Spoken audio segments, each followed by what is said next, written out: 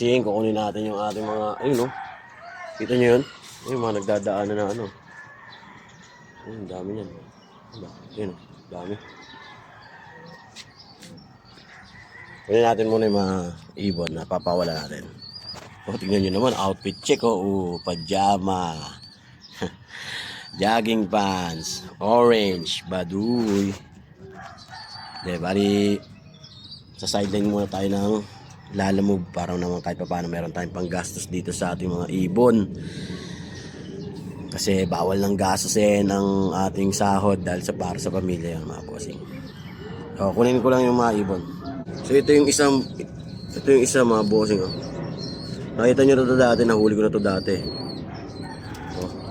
Napakataba. Laki ng katawan, likot. Magandang ibon ito. Yan yung leg band niya is LPHA NDR. So tapos na to, kaya sorry na natin to. Ano kaya problema nito? Bakit naglalayas lagi? Kunin natin yung isa pa. So ito naman yung isa mga bossing. Tingnan nyo, ang ganda rin ng mukha niya. Parang ito yung mga tumatapos ng karera. Ganda.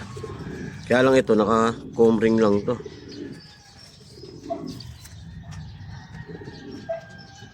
PHA 2024. So bata pa to.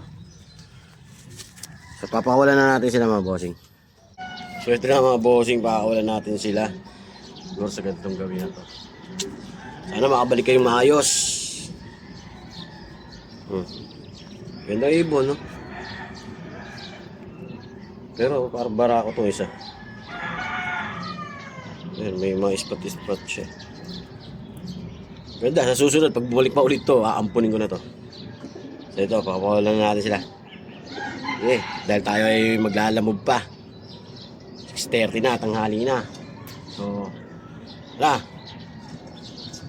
Babush! Ayan na. Diretso na sila. Ayan na, mga bossing. Ayan na, ito sila. Hindi pa lumalayo. Ano pa?